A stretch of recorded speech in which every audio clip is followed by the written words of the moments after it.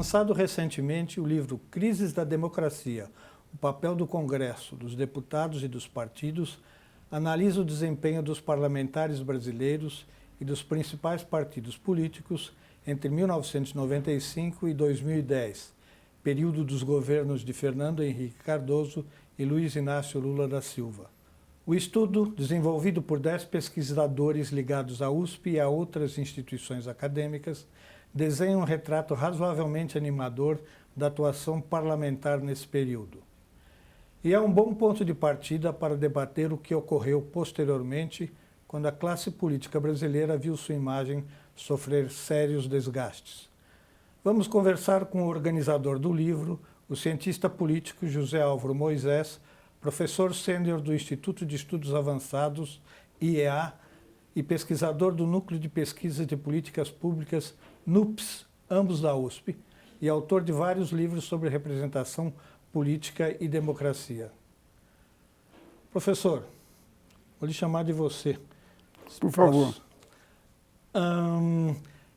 Em síntese, vocês fazem nesses ensaios, fazem uma análise razoavelmente boa das atividades do parlamento naquele período. Estou errado? Bom, um grande prazer estar aqui. Obrigado pelo convite. Eu diria que a síntese, em parte, é o que você está dizendo.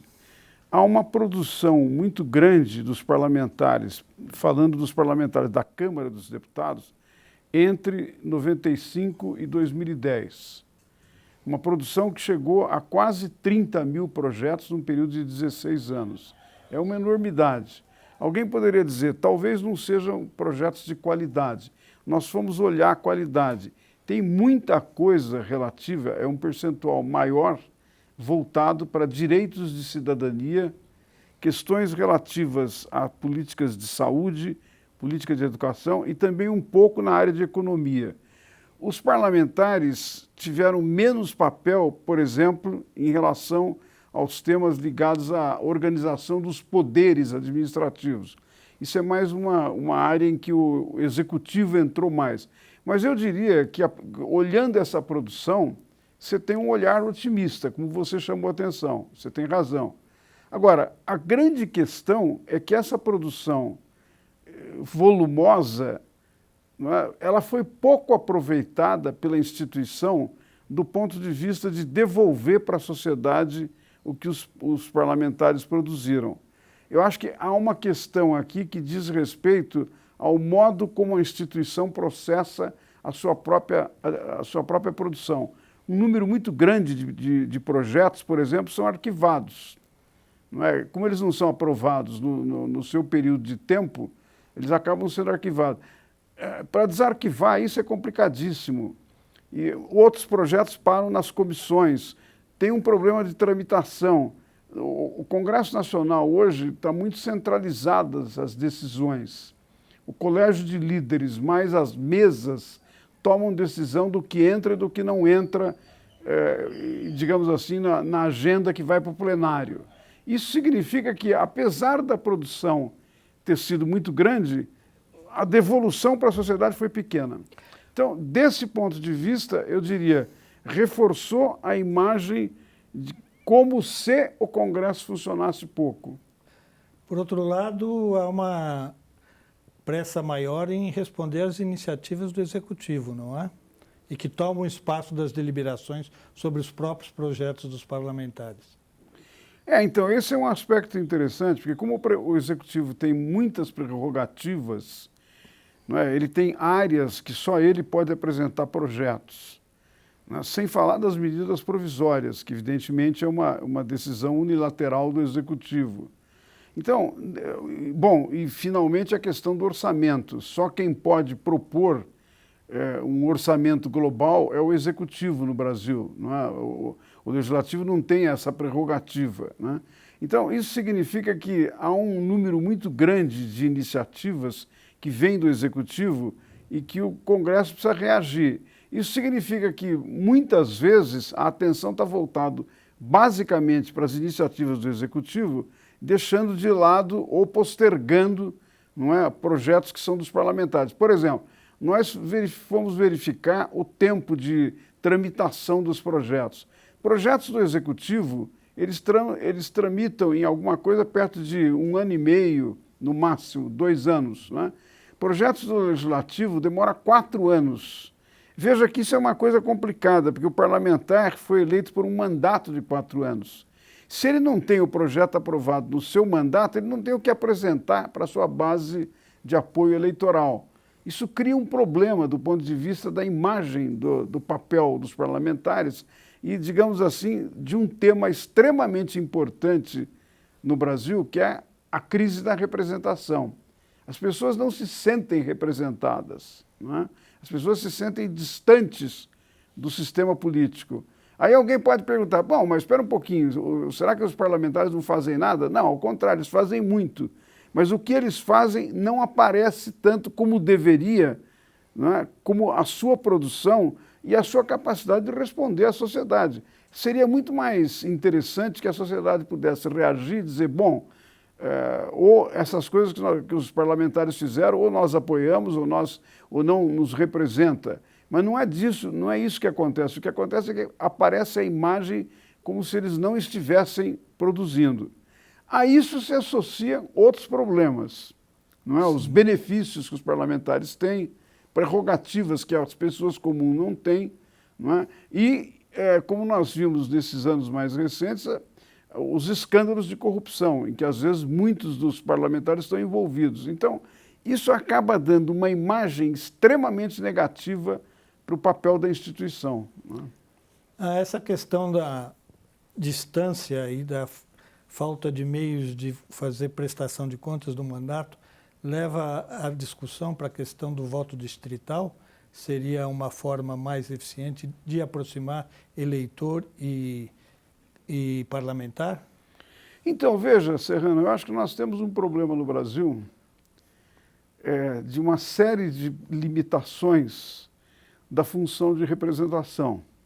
Quer dizer, você tem problemas desde do fato de que em alguns estados o voto tem um valor maior do que em outros estados. São Paulo é o que tem menor valor. É o que tem menor valor, por causa do teto de deputados, né, em relação na proporção com a população. Quando você faz digamos assim, esse cálculo em relação à proporção, nós temos o nosso voto em São Paulo vale 6 ou 7 vezes menos do que alguns estados que têm um número menor de parlamentares, mas de uma população muito menor. Perfeito. A isso se associa também, para dar um outro exemplo, o fato de que as mulheres estão subrepresentadas no parlamento. Né? Uhum. Você tem 52% das mulheres na população geral e tem agora, com os resultados de 2018, alguma coisa perto de 15% de representação. Então, são uma série de fatores que colocam em questão a representação. Afora isso, teria que se discutir também o papel dos partidos. Por causa disso, as pessoas sentem uma distância muito grande do papel dos políticos, do que os políticos fazem e da possibilidade que as pessoas comuns têm de intervir, de interferir. Então, nesse contexto, você tem razão. É preciso retomar a discussão do sistema de voto e do sistema eleitoral. Por quê? Porque se o sistema eleitoral não traduz dentro do sistema político bem o que a população quer, ela se sente desprotegida, se sente abandonada. Não é? Desse ponto de vista, eu diria, o voto distrital, o misto, não é? Que, num certo sentido, em primeiro lugar... Modelo alemão. Misto modelo alemão. É o modelo alemão. Em primeiro lugar, diminuir o tamanho... Desculpe. Diminuir o tamanho dos distritos eleitorais. Não faz sentido você ter um distrito eleitoral do tamanho do estado de São Paulo com 35 milhões de eleitores. Não há nenhuma possibilidade de criar uma perspectiva comunitária, alguma coisa de objetivos que interessa ao conjunto em 35 milhões. A exemplo de outros países, nós precisamos fazer distritos pequenos, em que, então, o representante, não é, ele pode responder de uma maneira mais direta à população, e a população, estando mais próxima do representante, pode cobrar mais, né? Pode, de alguma maneira, ter uma atuação maior, um acompanhamento maior. a pergunta poderia ser, por que o voto distrital misto e não o voto distrital puro, como existe, por exemplo, nos Estados Unidos e na Inglaterra? Por uma razão simples. Só para esclarecer, o modelo alemão que eu citei é que o deputado é eleito diretamente e o partido também faz uma lista de candidatos em que o eleitor vota também. Então ele tem 2 votos. O eleitor tem direito a 2 votos. E um individual de um dos candidatos do partido. Exato. O eleitor vota, digamos assim, no candidato, que nesse caso seria um só por partido no distrito.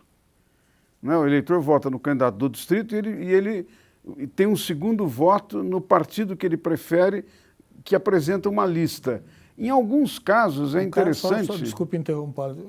O caso da lista é o seguinte, na lista geralmente estão os candidatos com noção das questões nacionais. Exato. Então, e até das questões globais. Nesse sentido, há uma mistura de candidatos com visão mais local e candidatos com uma visão das questões nacionais. Estou certo, é isso, né? Não, você tem razão. Essa combinação é que, num certo sentido, garante que o partido ou os representantes sejam capazes de olhar num sentido universal, desde o local, que é onde as pessoas vivem e, num certo sentido, percebem os problemas, até questões globais que afetam o local, mas não só o local, afeta nacionalmente, né? Então, desse ponto de vista, o voto distrital misto, a diferença que ele tem em relação ao voto distrital puro, inglês ou americano, é que, por causa do mecanismo da representação do partido, ele dá mais possibilidade de que as minorias estejam representadas no parlamento. Porque o voto distrital puro da Inglaterra e dos Estados Unidos, como você tem só o voto no candidato ao distrito, se ele tiver 50,5% dos votos e o outro tiver 49,5%, o 49% fica fora. Só entra quem tem a maioria simples, né? O que significa que isso exclui as minorias.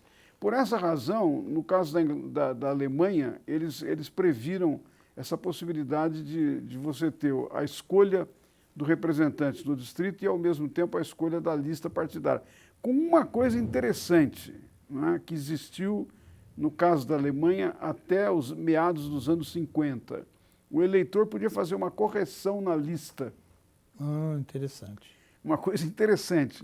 O partido apresenta a lista, digamos, tem A, B, C dele. Ele diz, não, eu não quero que em primeiro lugar esteja o A, eu vou colocar o F. Né? Então, o eleitor podia fazer. Mas como isso era muito complicado do ponto de vista do processamento, em algum momento foi deixado de lado. Mas tem outros países que adotam o mesmo mecanismo. Quer dizer, eu estou mencionando isso para indicar que, em relação à nossa crise de representação, tem propostas muito consistentes que, de alguma maneira, vão na direção de aproximar o eleitor do seu representante. Ou seja, em última palavra, dá mais poder para o eleitor. Perfeito. Para o eleitor se sentir representado e, de alguma maneira, poder interferir em como os parlamentares se comportam, qual é o seu desempenho. Né? Inclusive, há propostas de que o sistema distrital, se fosse introduzido, o ideal seria introduzido em eleições municipais para ser testado, para depois ser levado para os outros níveis. Né? Tem uma proposta, um projeto, se não me engano, do senador José Serra, que vai exatamente nessa direção, da ideia de que você começa no nível municipal, com isso as pessoas testam e, ao mesmo tempo, percebem a repercussão da mudança, né? E isso depois se estenderia para o plano estadual e para o plano federal. Mas até agora, pelo menos, não foi aprovado. Teria que ter sido aprovado até antes do dia 3 de outubro e não aconteceu isso. Né? Agora, a questão do número exagerado de partidos. A legislação que foi feita na época da Constituinte foi altamente carregada por uma reação às regras da ditadura. Ali naquela Constituinte imperava, digamos, um sentimento libertário muito forte, lógico, contrabalançado pelo Centrão e coisas desse tipo. E se foi altamente permissivo na legislação partidária. Exato. E isso que permite que hoje haja uma miríade de partidos que não representam ideologicamente quase nada, né? Isso é um problema muito sério.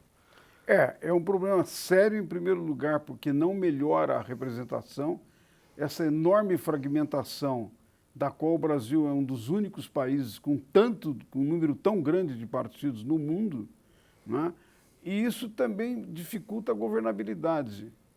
Porque num sistema como o que nós temos, de presidencialismo de coalizão, em que quase nunca, ou pelo menos de 89 para cá, nunca aconteceu de um presidente, de um candidato a presidente que tenha sido eleito, tenha tido um número de parlamentares, não é, que pudesse dar a ele autonomia independente da coalizão. Se o partido tivesse maioria, digamos assim.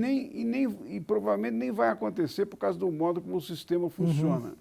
Então, nesse contexto, a ideia de que você tenha um número muito grande de partidos multiplica de tal modo a necessidade de negociação, porque os pequenos partidos que têm a prerrogativa de usar o fundo partidário, de ter representação na Câmara, de poder usar os mecanismos de comunicação como televisão e outros, etc., esses pequenos partidos acabam cobrando um preço muito alto para fazer parte da coalizão, sem que isso signifique melhorar a qualidade das políticas públicas.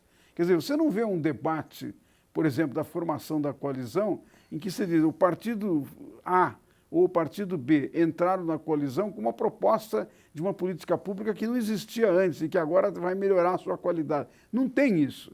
Isso é mais característico do parlamentarismo, não é não? Então, acontece que a nossa Constituição, você lembrou bem um pouco o papel do Centrão e dos libertários na Constituinte, né? O problema é que a nossa Constituição ela tem características semi-presidencialistas, semi-parlamentaristas, porque, num certo sentido, deu muito poder ao presidente, o que é diferente do parlamentarismo, mas, ao mesmo tempo, deu muito poder ao Congresso, no sentido de que as coisas do presidente têm que ser submetidas ao Congresso. Nesse contexto, o presidente tem que negociar o tempo todo, que, aliás, é curioso, porque no governo atual não é bem a percepção que o presidente Jair Bolsonaro tem. Não é? O que tem levado, neste primeiro ano de governo do Bolsonaro, a inúmeras derrotas no Congresso. Né? Haja visto, por exemplo, a mais importante medida que o governo apresentou e que foi aprovada, que é a reforma da Previdência, o projeto original mudou completamente no Congresso, mudou em muitas coisas. E, num certo sentido, o Congresso pôde melhorar aspectos da proposta da reforma, não é? Em relação aos mais pobres, em relação ao salário mínimo, uma série de questões que parecem pouco importantes, mas diz respeito a um número muito grande da população. Né? Então, eu digo isso para dizer, se o presidente não tem essa disposição e não tem, inclusive, essa competência de formar a coalizão e negociar e entender que a negociação ela pode ser republicana, ela deve ser republicana. Não precisa imaginar que toda negociação vai significar um toma lá da cá. Não é? Eu acho que o governo atual não entendeu isso, não percebeu essa significação. Então está tendo uma série de derrotas. Agora começa a buscar alguma negociação, mas eu diria que ainda é insuficiente para enfrentar os principais desafios que o país tem nesse momento. Né? Você, numa das suas respostas anteriores, se referiu à televisão, tempo de televisão e coisas desse tipo para as campanhas. Eu me lembro quando eu trabalhei com o Ulisses Guimarães na campanha das diretas, e ele falava naquele tempo, estou falando de 84, 85, né? Porque a televisão é essencial, não sei o que, etc. Bom, hoje as redes sociais são essenciais. E aí houve uma mudança drástica nesta comunicação do candidato ou do parlamentar ou dos partidos com um eleitor, na medida que explodiu, digamos assim, uma certa centralização que ia via televisão e agora todo mundo fala com todo mundo das maneiras mais variadas, simpáticas e agressivas possíveis. Isso aí evidentemente, está minando o sistema de representação político-parlamentar. Concorda? No sentido tradicional.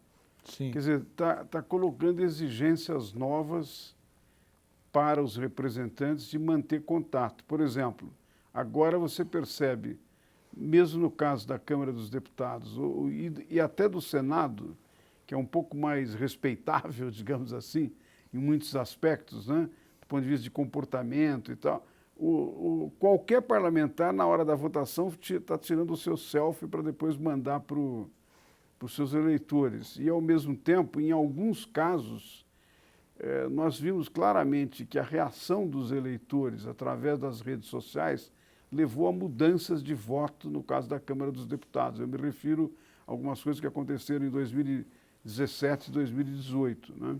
Então, isto, num certo sentido, é um desafio para o sistema de representação que vai exigir mudanças. Ainda não ocorreram inteiramente essas mudanças. Mas eu acho, Serrano, que nós já estamos entrando na fase da transição, no sentido de que muitos parlamentares, talvez não tanto os partidos, né? Nem os partidos tradicionais, menos ainda, mas muitos parlamentares estão percebendo que ou estabelece essa comunicação e de alguma maneira responde para os seus eleitores, ou eles podem correr o risco de se isolar. Mas eu fico com a impressão, às vezes, vendo esses parlamentares se comunicando pelas redes sociais com o eleitor, etc., numa inversão de papéis. Em vez do parlamentar ser um esclarecedor, ter a função de explicar o que está acontecendo e quais são as consequências disto, de votar assim, aquilo, ou fazer determinada aliança, ele atende imediatamente à reação do eleitor que não está informado completamente e acaba deixando de ser sua função de representante e, ao mesmo tempo, formador de opinião. A minha impressão é que você está tendo os dois perfis, né? Tem alguns, eu vejo que tem alguns parlamentares que recebem a comunicação, ou, para dizer de outro modo, pressão dos seus eleitores e retornam, voltam para dizer, não é bem assim, queremos discutir, colocam nas redes sociais e outros, como você diz, que de certa maneira estão completamente subordinados à pressão do jeito que ela vem. Então, isso de fato vai colocar em questão o sistema de representação, está pedindo reforma no sistema de representação. Nós precisamos encontrar outros mecanismos, não é? Outras formas. Desse ponto de vista, eu acho que tem um tema que rebate no papel dos partidos. O que vai acontecer com os partidos? Os partidos vão continuar do jeito que eles são hoje, que nós conhecemos, e, aliás, do jeito que eles são hoje, no caso do Brasil, é muito precário, é uma forma muito precária, porque toda a conexão entre, eu não digo só entre a direção dos partidos e os seus filiados, os seus militantes, mas os seus apoiadores, que às vezes não são filiados, não são militantes, mas têm uma certa identidade com este ou com aquele partido. Isso era muito comum no período em que a polarização se dava entre o PSDB e o PT. Sim. Um número grande de eleitores tinha a imagem da identidade do PT ou a imagem da identidade do PSDB. Isso se diluiu com a crise que nós vivemos em 2017, 2018 principalmente, os escândalos de corrupção denunciados pela Lava Jato, que, num certo sentido, cobrou um preço muito alto dos partidos, né? E eu acho que cobrou porque os partidos não foram capazes de responder nada.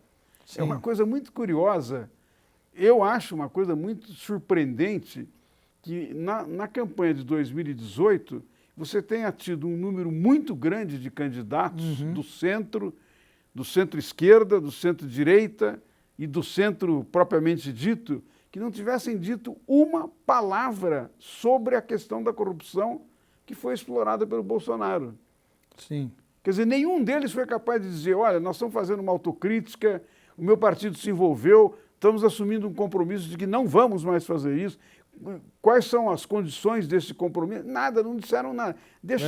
Vai ver que porque era um campo minado, né? Deixaram um espaço completamente vazio, né, Serrano, para ser ocupado por uma opção conservadora, de direita e que transformou a questão da corrupção num tema como se fosse o único grande tema do país, num contexto em que você tem uma enormidade de desafios, dos quais provavelmente o mais importante é a questão da desigualdade, né? Sim. E, no entanto, essa opção de conservadora de direita afastou. Agora é um tema que não se diz nenhuma palavra sobre isso no novo governo, né? Nem o ministro Paulo Guedes, nem o presidente não falam nada sobre isso, né? Agora, eu estou mencionando isso para dizer, acho que as lideranças tradicionais e os partidos tradicionais têm uma responsabilidade no resultado dessa eleição. Sim. Porque ao não responder à insatisfação, à rejeição dos eleitores que vinha desde as manifestações de 2013, milhões de pessoas na rua, não foi 500 mil, 200 mil. Não é? Em 2013, nas várias cidades, você teve perto de 3 milhões de pessoas se manifestando. Não houve uma resposta para aquilo. Então, deixou um espaço vazio que foi ocupado por um oportunista de direita, conservador, que, na verdade, não tem um grande projeto para o país, é um projeto extremamente frágil, né? E, em alguns casos, é pior do projeto ser frágil, é um projeto de desmontagem de instituições de Estado muito importantes, como na área do meio ambiente, né? Agora, foi uma eleição em que o presidente foi eleito filiado a um partido de aluguel, que agora está saindo, completamente fora da tradição que vinha, pelo menos desde a Constituinte de 88. O partido não teve a menor importância nessa eleição que o Jair Bolsonaro chegou à presidência. É uma coisa absolutamente fora do normal, né? Quer dizer, em parte isso tem que ver com a crise dos partidos. Sim. O esvaziamento dos partidos, perda de conteúdo programático. Mas, em parte, tem que ver também com o que as lideranças dos partidos fizeram com essas instituições, né? As lideranças dos partidos tradicionais, a meu juízo, levaram a esse processo de esvaziamento. E o Bolsonaro, que na verdade passou por 4, 5 ou 6 partidos ao longo da sua carreira parlamentar, não é? Usou o PSL estritamente como digamos assim, um instrumento para disputar e chegar à presidência. Não teve nenhum cuidado com o partido, não unificou o partido, não chamou para definir projeto, para definir programa, para definir estatuto, e agora praticamente destruiu o partido, quase destruiu, né? E está organizando uma suposta aliança pelo Brasil, que ninguém sabe exatamente o que é. Sim. Até agora não tem nenhuma ideia de qual seria o perfil ideológico, programático, de proposições para o país, né, desse novo partido. Uma coisa que, para prestar atenção, é que devido ao pouco tempo de formação e legalização do partido até as eleições municipais, ver como é que vai se dar esse processo, porque o tempo não está a favor. Não está a favor de que se consiga fazer esse partido. O tempo é muito curto, eu acho que eles vão fazer uma coisa terceirizada, vão contratar pessoas para buscar assinatura para poder dar conta do número necessário, que é de quase 500 mil de eleitores que tem que apoiar a criação do novo partido, né? Mas eu acho que aqui é um ponto interessante sobre o novo panorama político, né? Sim. Eu acho que nós nós passamos por uma mudança de ciclo político. Se encerrou o ciclo da democratização, da nova república, né? Que tinha um conteúdo social-democrático muito forte. Sim. Pelo lado do PSDB, pelo lado do PT. Era uma alternância que tinha preocupação com a economia, mas ao mesmo tempo uma preocupação com o social muito forte. Isso acabou. Sim. Isso, de um certo sentido, foi encerrado. E o novo ciclo está funcionando com um desgaste de instituições que caracteriza o papel de líderes populistas, não só no Brasil, no mundo inteiro. Sim. Quer dizer, com a ideia de que, ao atacar as elites tradicionais, ao mesmo tempo, dá pouca importância e, em alguns casos, desconstrói instituições que são importantes para a democracia. Sim. Eu acho que, no caso do PSL, é um exemplo claro desse desempenho do Bolsonaro nessa direção, né? Agora, olhando o entorno América do Sul, tirando a única coisa previsível foi a eleição do Aníbal Fernandes na Argentina, já que o peronismo, que tem diversas faces, mas tem uma presença eleitoral muito forte. E vai representar uma guinada, uma certa diretriz de política econômico-social que estava lá. Mas aí você olha para o Chile, que de repente explodiu, surpreendendo a quem não via o país de perto. A Bolívia está literalmente rachada. O Equador está ali também com problemas. A Venezuela é inamovível no governo Maduro. As estruturas políticas estão bastante abaladas em toda essa região, né? Estão muito abaladas. E eu acho que, a depender da solução que seja dada para essas crises que você mencionou, nós temos possibilidade de sobrevivência da democracia. Se forem mal resolvidas essas crises, eu acho que vai aprofundar, vai estimular uma perspectiva de que a democracia não tem resposta para o que as pessoas pensam que deve ser o papel dos governos, né? Agora, tendo dito isso, eu acho que é importante a gente fazer uma certa diferenciação das crises, por exemplo, do Chile e da Bolívia. Sim. No sentido de que, aliás, uma coisa curiosa, né? Nos dois casos, o desempenho econômico dos dois países não é crítico. Não. É um desempenho positivo. Sim. Melhorou o produto interno bruto. No caso do Chile, pulou de alguma coisa de 12, 13 mil dólares ao ano para 26 mil. É uma loucura, é muito mais que o Brasil, é mais do que o dobro do Brasil. No caso da Bolívia também pulou de 3, 4 mil para 8 mil e pouco, quase os 10 mil do Brasil, né? Então, do ponto de vista... E a outra coisa é que nos dois casos há uma diminuição da pobreza. Sim. Mas, ao mesmo tempo, uma formação de uma classe média crítica que exatamente, não tanto por razões econômicas, embora também por razões econômicas, mas não tanto por razões econômicas, tem uma crítica muito forte ao sistema político, né? No caso da Bolívia, a manipulação que o Evo Morales fez do seu mandato, né, e tendo tido uma consulta popular que não aceitou, não aprovou a ideia de um quarto mandato, e ele ainda assim insistiu. Insistiu e rompeu isso. Então, um protesto contra, digamos, a desinstitucionalização de uma liderança populista de esquerda. Sim. Que também não teve muito cuidado, em garantir direitos constitucionais, no sentido de que a lei é igual para todos e o império da lei funciona e, portanto, tem que prevalecer. No caso do Chile, que a Constituição ainda é do período Pinochet e, portanto, deixa de lado uma série de aspectos de direitos, eu acho que o protesto... Que nem partidos de esquerda que passaram pelo governo com a Bachelet conseguiram mudar. Não conseguiram mudar, pois é. Agora, essa crise que começou, a exemplo de 2013 no Brasil, de um tema relativo aos custos do transporte público, né, que no caso do Chile, no metrô, começou por aí, mas ao mesmo tempo expandiu para as outras questões de serviços públicos e levou, com uma extrema agressividade dos protestos, né, forçou o governo a ser obrigado a contemplar a possibilidade de convocar um plebiscito para decidir se o país quer ter uma nova Constituição ou não.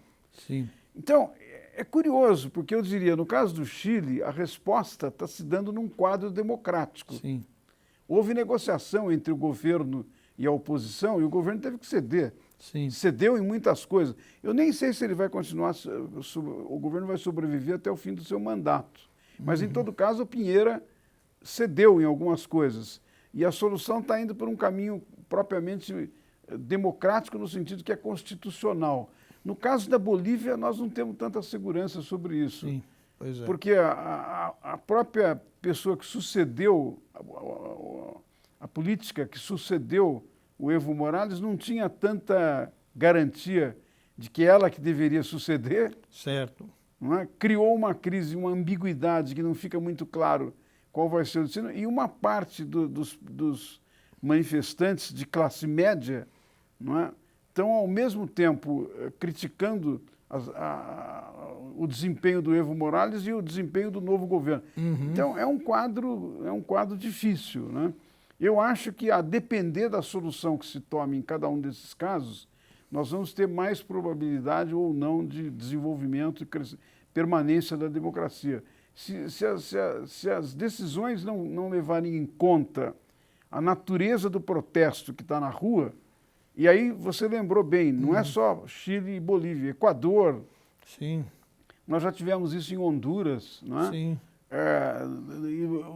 Para uma parte da sociedade venezuelana também é a mesma coisa, menos no caso da Argentina, que encontrou um conduto eleitoral para o protesto e, digamos, tirou um governo de centro-direita do poder e colocou um governo de centro-esquerda, por assim dizer.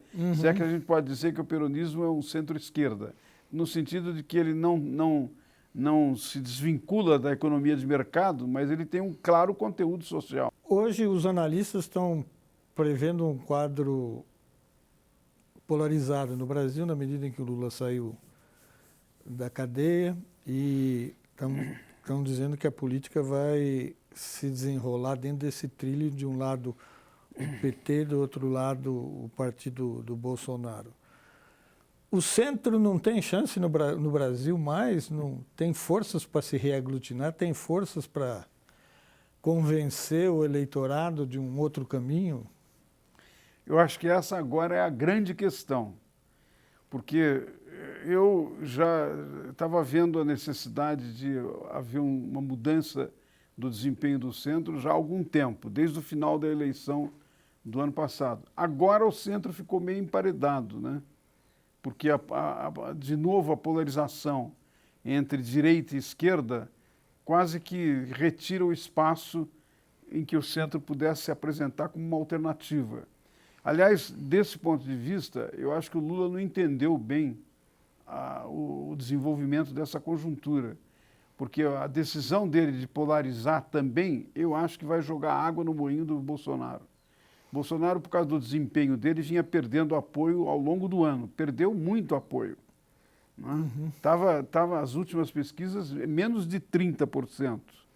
Se você considerar que ele tem menos de 30%, é um problema se isso se mantivesse para estar no segundo turno de 2022. Né? Agora, com a ideia de que o Lula aparece e assume um papel de líder da oposição num tom extremamente agressivo contra o governo, não é? Sem, de alguma maneira, mostrar uma diferença no modo de proceder e de tratar com o seu adversário, não fazer o mesmo jogo que o outro lado está fazendo, está dando, a meu juízo, dando razão para reaglutinar, digamos assim, a área do Bolsonaro. Então, com isso, o centro ficou com muitas dificuldades. Eu acho que tem uma única possibilidade do centro reaparecer. Primeiro, tem que ter nomes novos. Não é? Porque, num certo sentido, os nomes mais usuais, antigos, estão queimados. E não foram capazes de fazer a sua própria atualização e se apresentar de uma maneira diferente. Né? Então, tem que ter nomes novos. Agora, os nomes novos têm que ter conteúdo. E eu acho que o conteúdo tem que ser voltar para o debate de como se retoma o crescimento econômico, mas com uma forte preocupação com o social, que não é apenas uma preocupação genérica, mas com propostas para o social para enfrentar a questão da desigualdade. Principalmente na área de igualdade de oportunidades para as pessoas poderem se desenvolver, poderem realizar os seus objetivos, melhorar na vida. Tem que ter um programa que melhore a renda das pessoas, da média da população, não é? E que enfrente o aumento da desigualdade que vem ocorrendo no mundo inteiro por causa da globalização, da internacionalização, mas ocorreu no Brasil de uma maneira muito forte nesses últimos anos. Então, num certo sentido, precisa recolocar no debate a taxação dos mais ricos. Sim. Impostos sobre os mais ricos. Em alguns países que isso foi feito, teve resultados extremamente importantes. Alguém vai dizer, bom, mas isso é uma proposta da velha social-democracia. Não, é uma proposta importante, é uma proposta que pode ser reeditada, que pode ser pensada, mas precisa ser proposta para os eleitores e precisa ser apresentada como uma alternativa pela qual os líderes de centro se diferenciam dos dois polos. Eu acho que a segunda condição para que os líderes do centro ganhem espaço é um compromisso em torno da questão da corrupção. Sim. No sentido de apoiar a Lava Jato com as correções que têm que ser feitas na Lava Jato, tem várias correções a serem feitas, né? Apoiar a Lava Jato, mas ao mesmo tempo um compromisso claro.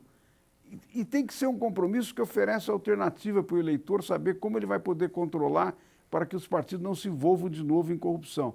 Eu acho que se não houver isso, essas lideranças de centro que estão emergindo, se não fizerem isso, não vão reocupar um espaço que poderia ser de moderação, de racionalidade na política e principalmente de tolerância em relação aos diferentes, né?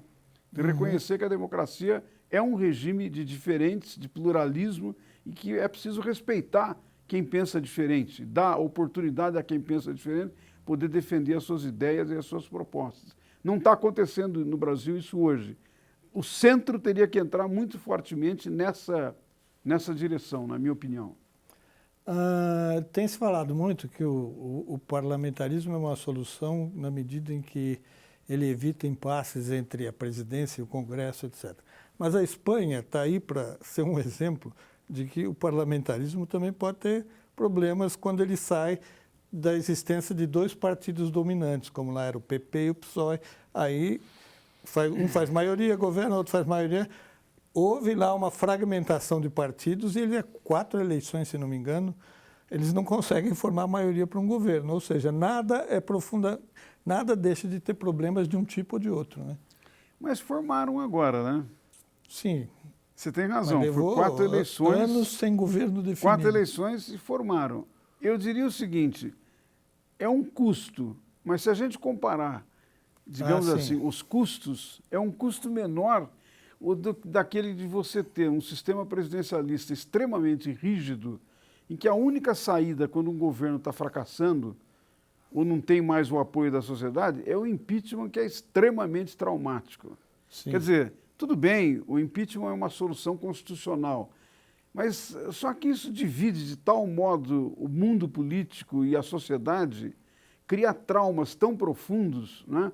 Eu digo isso pelo seguinte, há um aspecto do impeachment da ex-presidente Dilma Rousseff, não é, que ficou completamente perdido.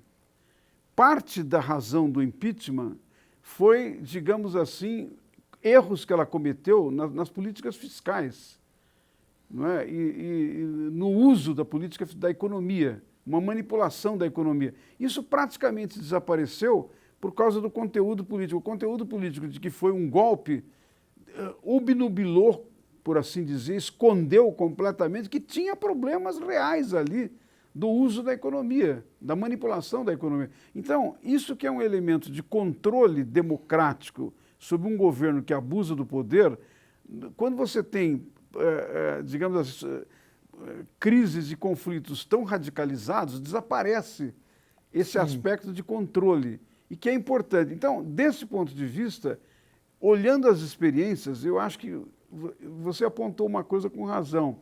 Não é tão simples o desempenho do parlamentarismo, mas eu acho que os custos são menores do que no caso do presidencialismo rígido como o que nós temos. Em parte, isso poderia remeter para uma discussão do presidencialismo norte-americano. Sim. O presidencialismo norte-americano tem uma grande diferença, que o parlamento, por exemplo, pode propor orçamento. Perfeito. Não é? E tem mais poderes para, de alguma maneira, bloquear o presidente, o que leva, às vezes, mas mesmo assim, demora às vezes 6 meses, 1 ano, mas eles resolvem o problema. O problema no nosso caso e de vários parlamentarismos, vários presidencialismos latino-americanos é que a rigidez é tão forte que a única saída é o impeachment.